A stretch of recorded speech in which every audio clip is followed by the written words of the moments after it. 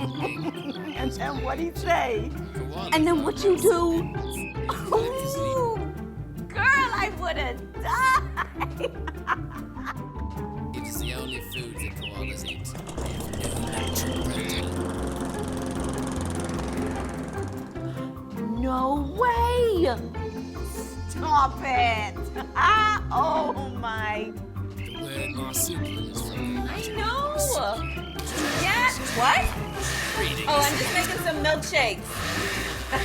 Milkshake?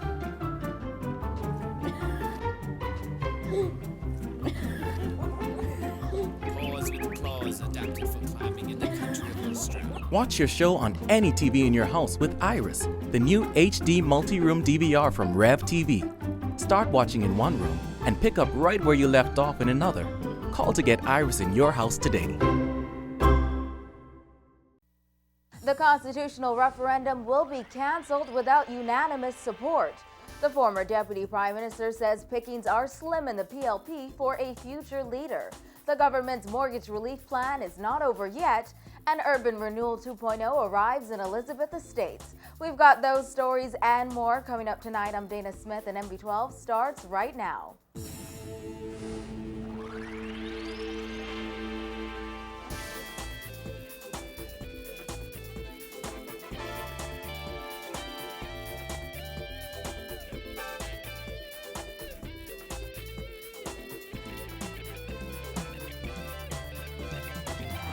Topping news tonight, the minister responsible for elections revealing that government has allocated just under $1.5 million for the upcoming referendum on gender equality. And as Paige McCartney tells us in this report, Minister of National Security Dr. Bernard Nottage also believes the questions need to be more straightforward and that if everyone is not on board, the referendum will be canceled.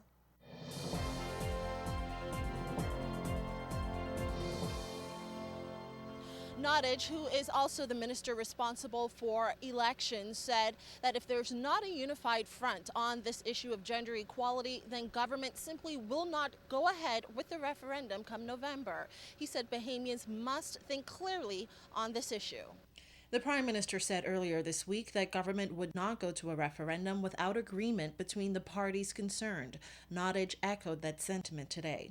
This is not an exercise in futility. If it becomes clear to us that there is not unanimity, then we will not proceed with the referendum. If there is unanimity and we are satisfied that it is genuine, then we will do so. The 4 bills to amend the Bahamas Constitution were recently tabled in Parliament. The bills will institute full equality between men and women in matters of citizenship and will eliminate discrimination in the Bahamas based on sex. Opposition leader Dr. Hubert Minnis has indicated that the Free National Movement will not oppose the bills. However, Tall Pines MP Leslie Miller has expressed concern with one of the bills, stating that he does not believe a foreign man should be granted automatic citizenship if he marries a Bahamian woman. As for the wording of the questions, Nottage said he believes they should be made simpler.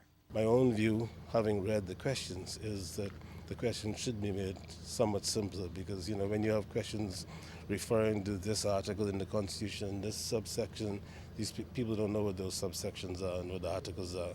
So I don't think we should confuse the matter. We should use simple language and let people make the decision.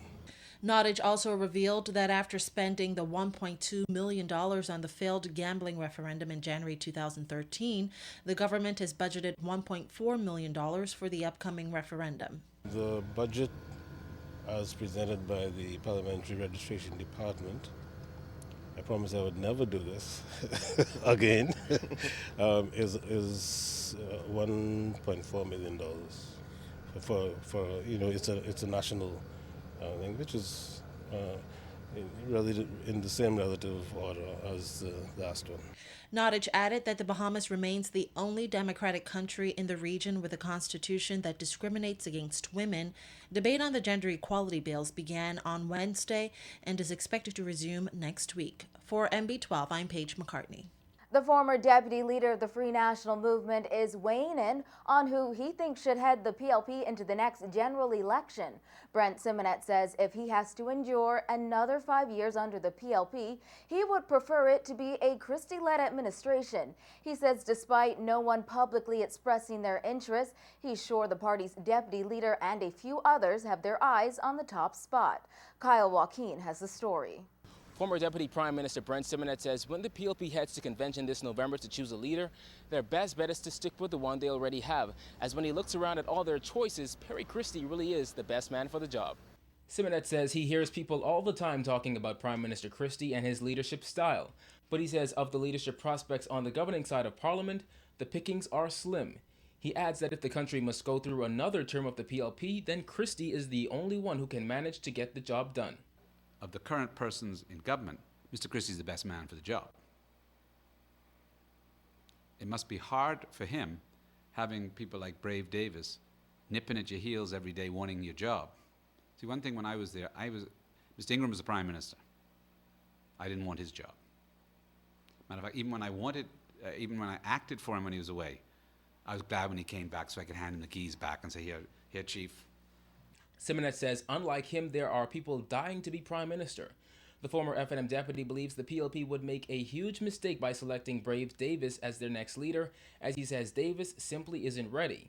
He says if Christie decides to run again, he doesn't see why not, as his age should not be a factor. My father was 77 when he retired, spent 51 years in government, longer time in government than any Bahamian politician ever in the House of Assembly. I mean, so there's no reason why, if he's mentally and physically able, he can continue. Now, maybe some of the younger fellas in his party are tiring of him, and they want their time. That's a different issue.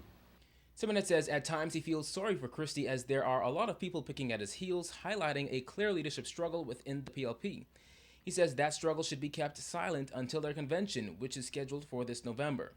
Simonet adds that although he thinks Christie is the best person to lead the PLP, he has to ensure the party speaks with one voice to ensure it finishes this term much stronger than it started. Mr. Christie is home dry unless he wants to retire. But I wish him well for the remaining 5 years because he's got to pull a rabbit out the hat to get our economy back where it needs to go because his lack of unity in his cabinet is killing this country. Strong words. That's what I believe. Either way, Simonet says the PLP has a lot of work to do if it is to be re-elected. He says now is not the time for the PLP to play around with selecting a new leader. Reporting for NB12, I'm Kyle Joaquin. In other news, international consultation on web shop regulation in the Bahamas is only advisory. That's the latest from Prime Minister Perry Christie on the matter. Attorney General Alison Maynard Gibson met last month with the Financial Action Task Force as the government has cited money laundering and unauthorized lending as major threats to the Bahamas' international standing. The millions earned from numbers gambling and how that money is being used remains a concern for government and foreign observers. Ahead of those meetings, the Prime Minister said it was important for the FATF to have a clear grasp of what the government is seeking to do to ensure there is no uncertainty about the regime and its legality. That was one of the reasons for the delay in the revised gaming bill being brought to Parliament. Yesterday, Christie said the Attorney General consulted on all aspects of the law that require consultation abroad, and to the extent they are able, it will be reflected in the proposed gaming legislation they bring to Parliament. The taxation regime is a very, very stiff taxation regime. The approach to how we're going about it has been a very comprehensive approach, and it has its own implications because it is also involving discussion on whether or not Bahamians can game in casinos, whether or not the web shop operators could be engaged in interactive gaming, meaning abroad, as would the casinos be licensed to do. All of these are issues that are before the government. The gaming bill is still very much a work in progress. The Prime Minister says the Attorney General and consultants have been meeting with web shop lawyers trying to come up with legislation to present to Parliament. Christie said the gaming bill is the final piece of legislation he wants to bring to Parliament before they break for summer. He said he is hoping it will be ready before they wrap up debate on that legislation. There is probably an amendment or two even with that going forward. But we are ready to debate the VAT legislation, even though as of this moment, we are still consulting with stakeholders. The Ministry of Finance is in a meeting right now, for example, with stakeholders in that regard. That debate is scheduled to begin once debate is completed on the constitutional amendment bills.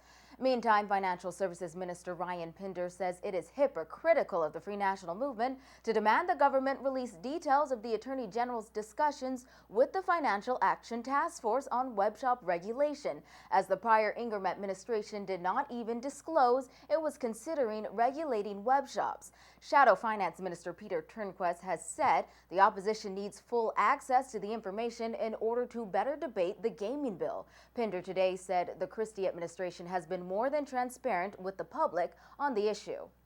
A government, especially in such a delicate framework of creating an atmosphere and a regulatory framework for a new industry, sometimes seeks professional advice as a government and takes that advice and puts it and builds it into the legislation and the framework.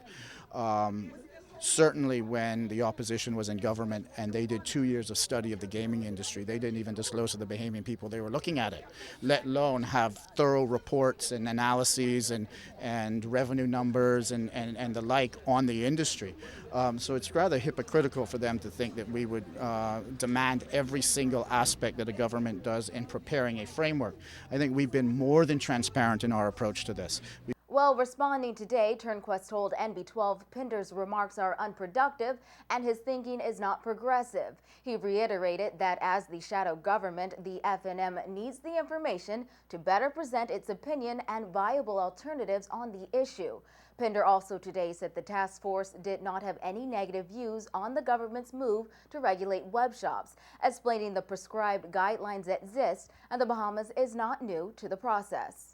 And they have prescribed guidelines on how you protect an industry with respect to money laundering and anti-money laundering initiatives.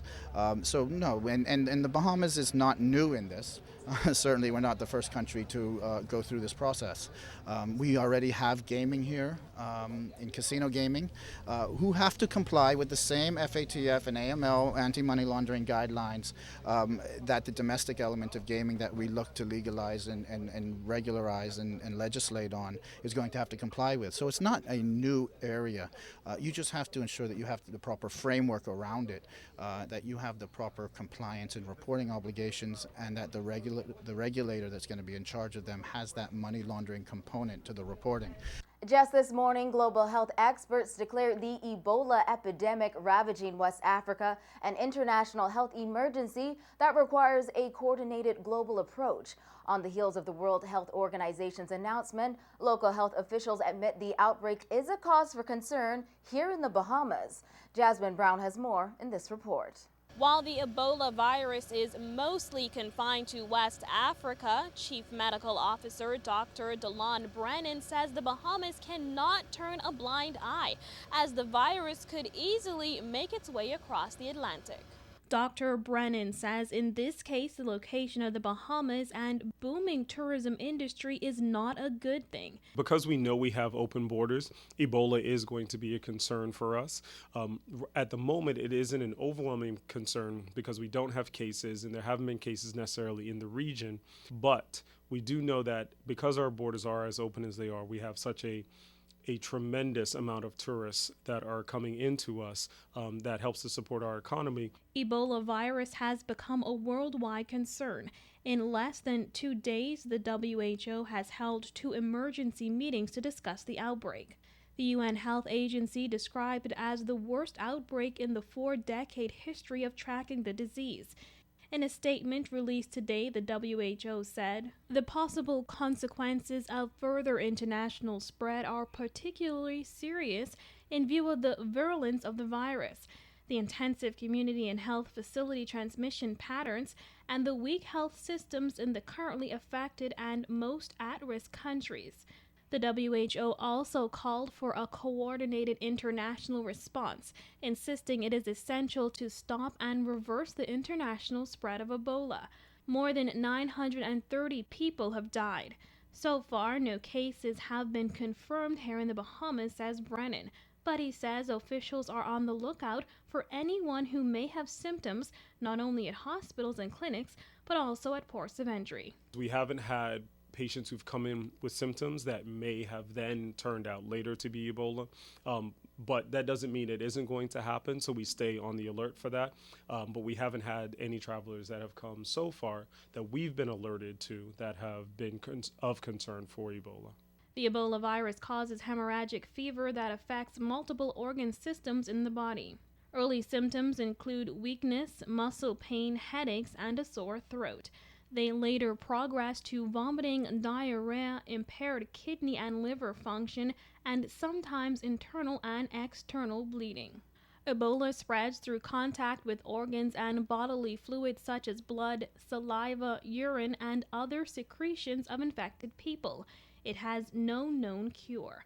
The most common treatment requires supporting organ functions and maintaining bodily fluids such as blood and water long enough for the body to fight off the infection.